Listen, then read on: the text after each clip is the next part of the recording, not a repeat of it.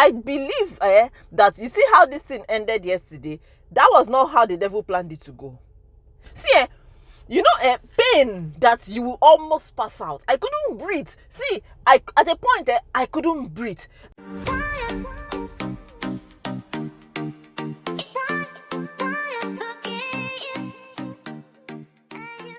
Hi guys, it's nazor.ezeh, aka Utongwa. Thank you so much for coming to my channel once more.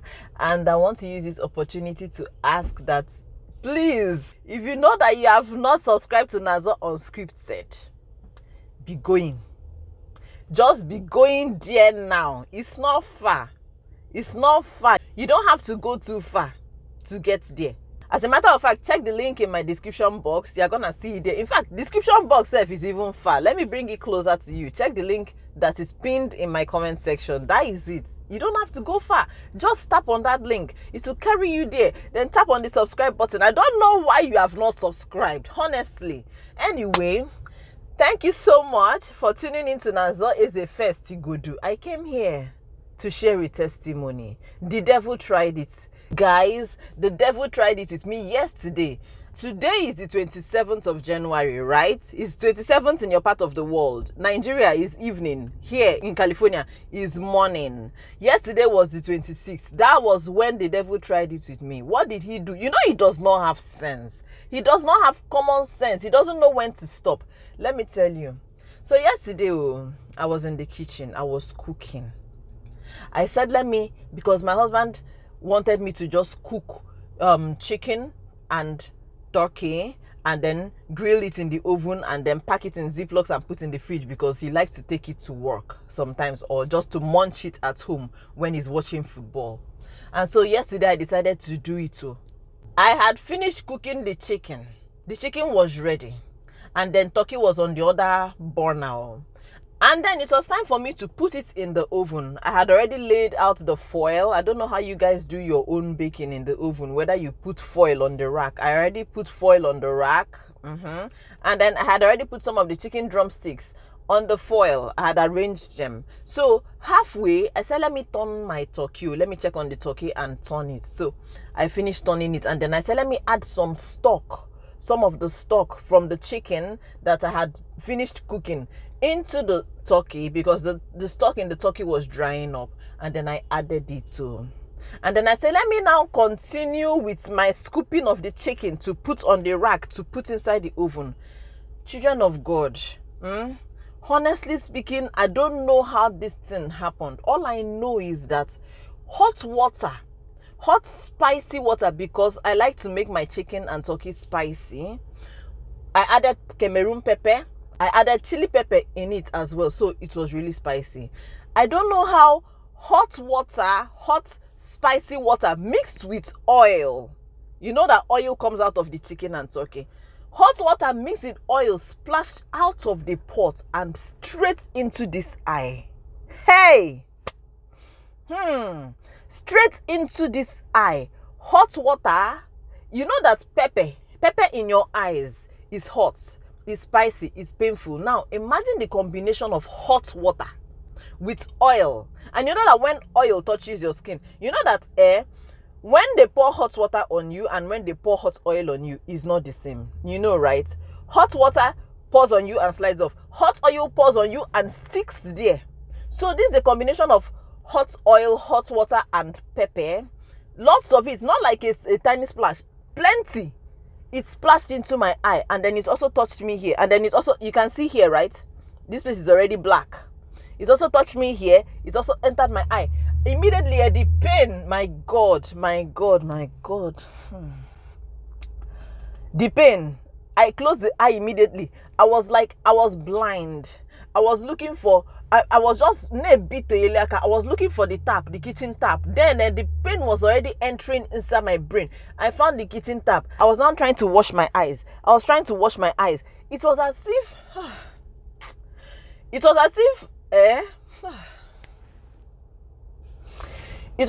as I was putting water in the eye, the pain was getting worse. As I was pouring water in the eye, the pain was, do you know, it was yesterday that I realized that there is a kind of pain that you will be in, You cannot shout. You cannot cry. Like, my husband was in the room sleeping. My baby was on the couch sleeping. Only Zite was awake. And then I couldn't shout. I was just pouring water. It was hurting me, but I just knew that the only way to make this pain stop is to keep on splashing cold water in that eye. I was splashing cold water. I would try to open the eye. Everywhere would be black. You know how the human brain is. My brain was just thinking so many things. I cannot see it. I was imagining a lot of things. I was like, are they going to operate on my eye? Am I going to go to emergency room?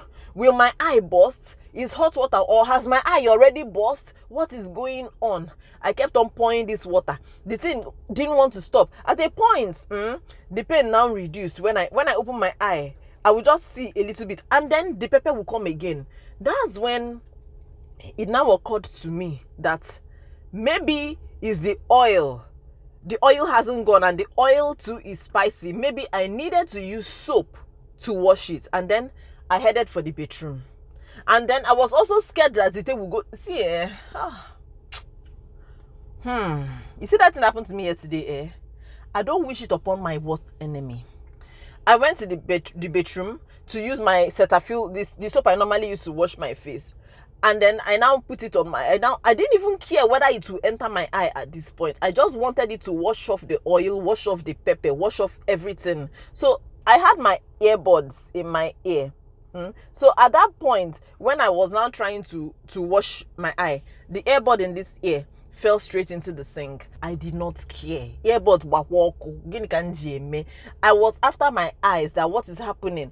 I couldn't even look at the mirror because I was scared of what I will see if I look in the mirror. I just kept on washing it with soap. After washing it, the pepper now stopped.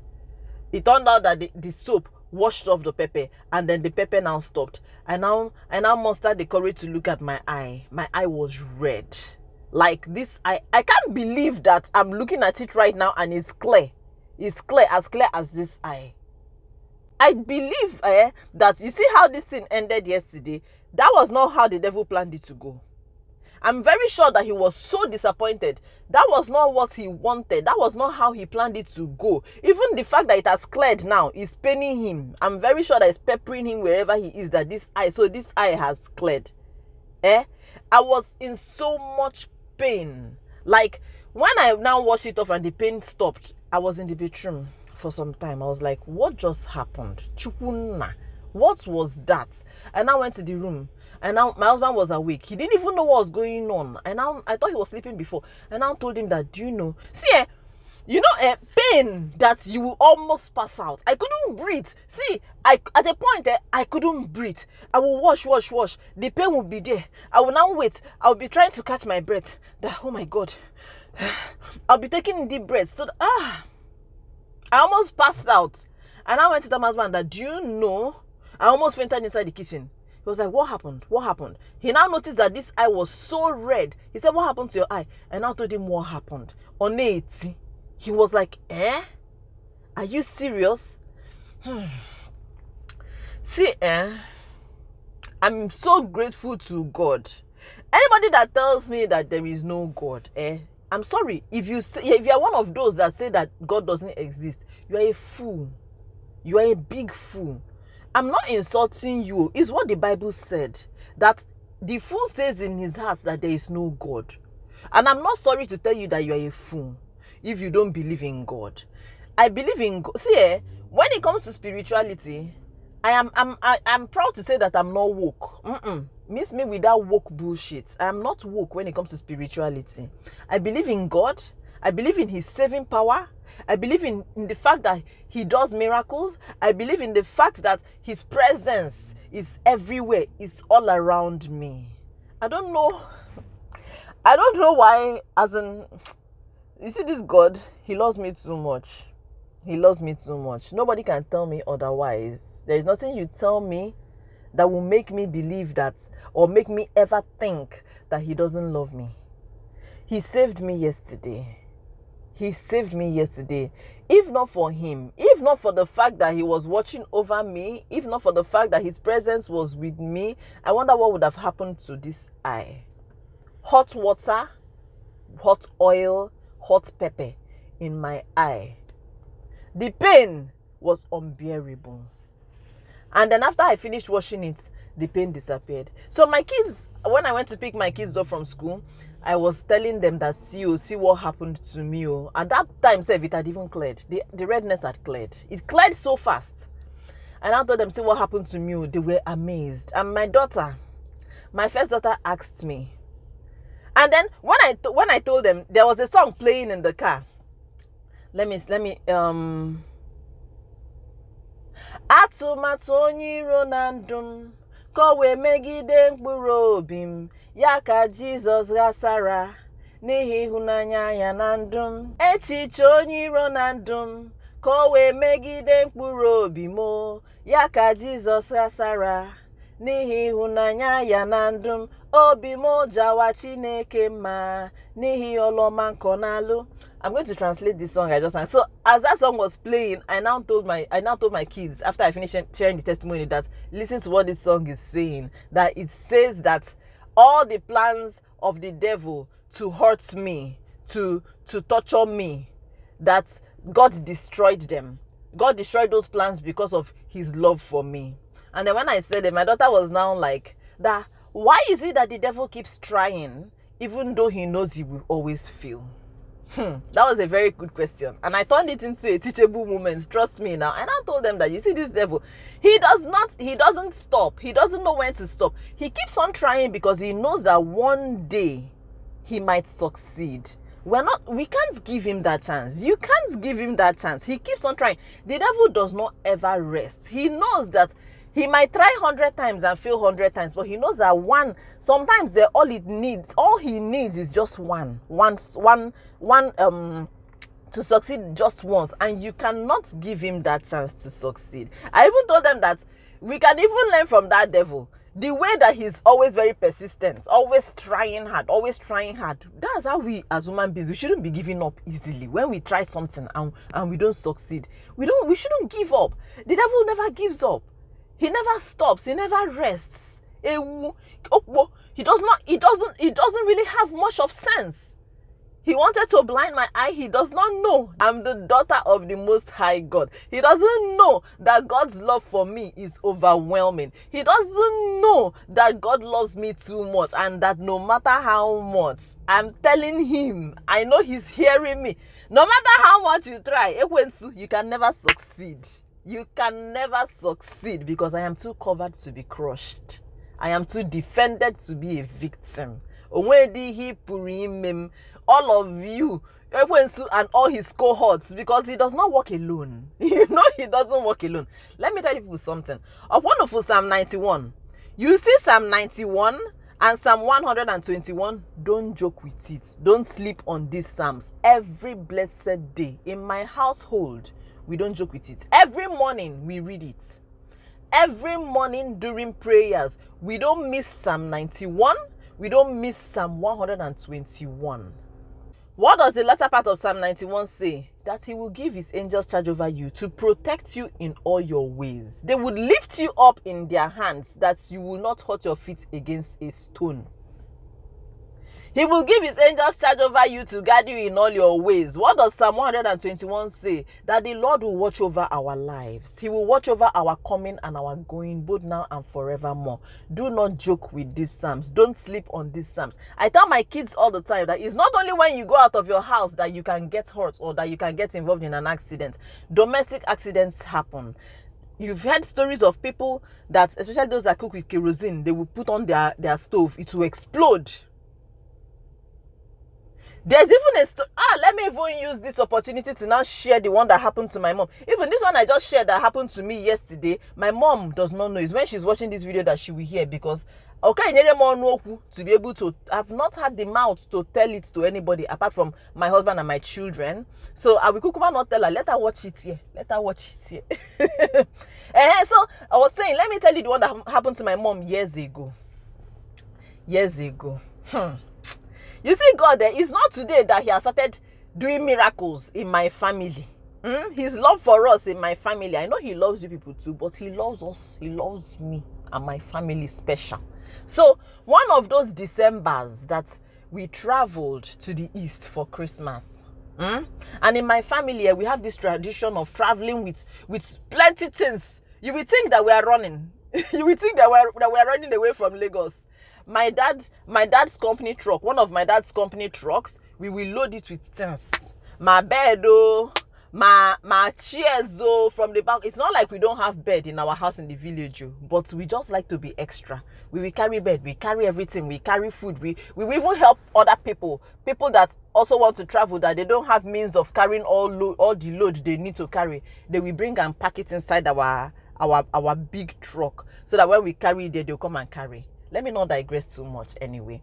So one of those Decembers, we travel to the east, and then there's this all this gallon we used, all those yellow gallon. I don't know if they still produce those yellow gallons that they used to buy fuel, or also buy they also used to I think it's originally for oil, and then some people now use it, they recycle it and use it to buy fuel.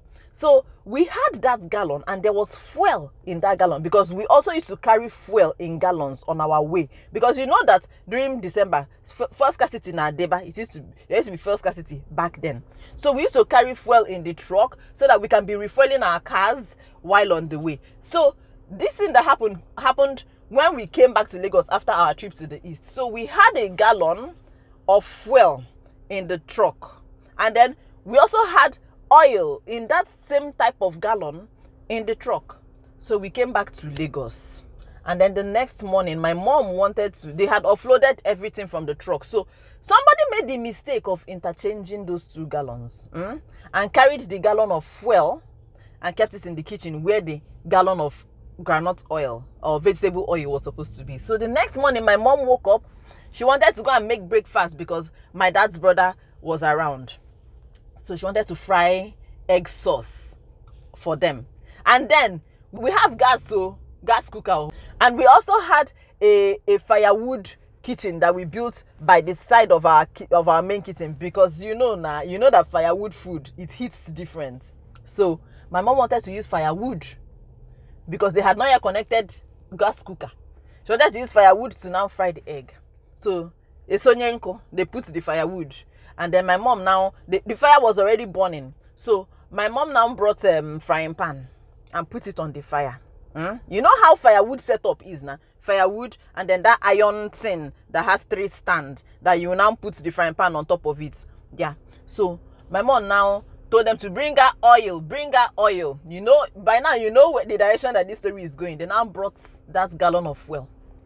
My mom, unsuspecting, not knowing that anything was amiss, poured in the oil into the frying pan.